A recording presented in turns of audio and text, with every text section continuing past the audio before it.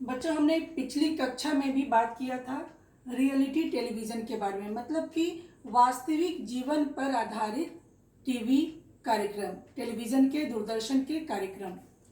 पहले एक बार फिर से पुनरावृत्ति की जाएगी। ये जो रियलिटी टेलीविज़न के कार्यक्रम हैं वो भी टेलीविज़न कार्यक्रमों की ही श्रृंखला है। थोड़ा सा जो कंसेप्ट है, जो अवधारणा है वो अलग है, पर है वो टीवी के कार्यक्रम ही।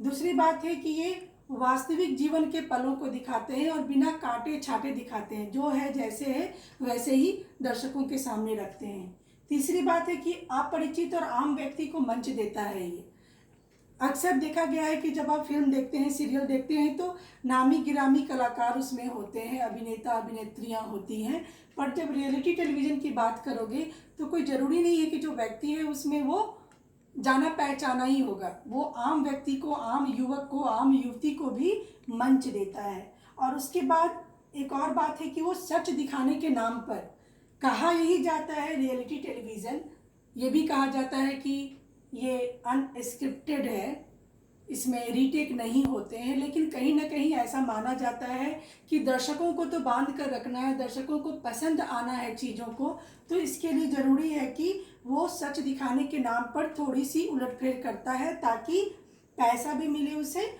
और प्रसिद्धि भी मिले। कोई भी प्रोड्यूसर जब बनाता है रियलिटी टेलीविज़न तो वो क्या चाहता है, उसका उद्देश्य क्या होता है? पैसा कमाना और ख्याति पाना, तो दोनों ही उसे मिले, इस चीज़ को ध्यान में रखते हुए थोड़ी बहुत छेड़छाड़ रियलिटी टेलीविज़न में की जाती है। तो ये बेसिक बातें हुई जो आज हम रियलिटी टेलीविज़न के बारे में कर रहे थे। अब इसका उद्देश्य क्या है?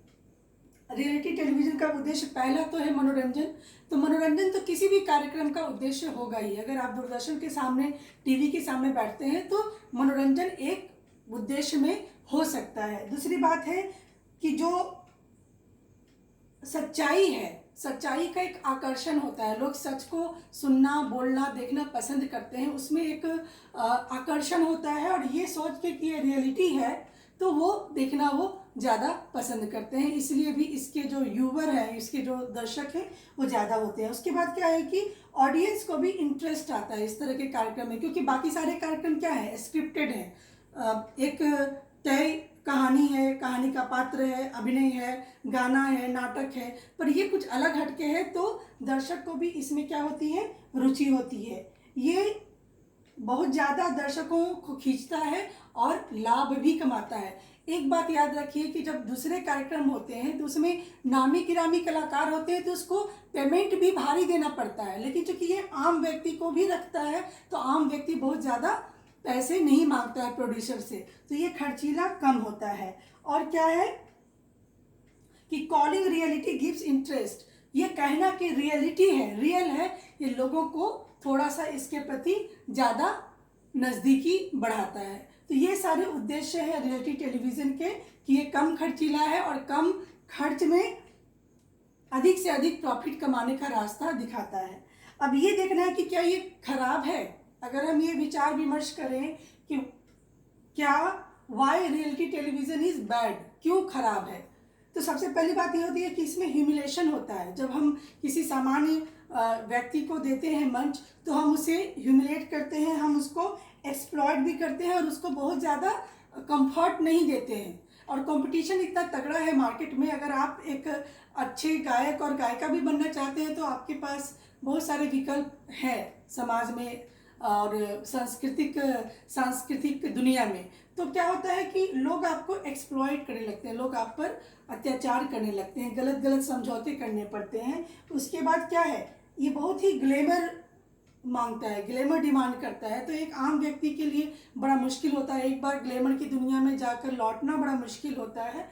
तो इसलिए भी ये क्या होता है, युवाओं के लिए बहुत ज़्यादा कंफर्ट जोन नहीं है, बहुत ज़्यादा सुरक्षित क्षेत्र नहीं है। उसके बाद क्या होता है कि एक सामान्य व्यक्ति को हीरो बनाना और कल को जब वो सक्सेस नहीं होता है तो वो जो टूटने की जो प्रक्रिया है, व्यक्ति की जो हारने की प्रक्रिया है, वो एक व्यक्ति के तौर पर काफ़ी हानि होता है। जैसे अभी अभी मैंने सोशल नेटवर्क पर देखा कि प्रेक्षा मेहता ने सुसाइड कर लिया।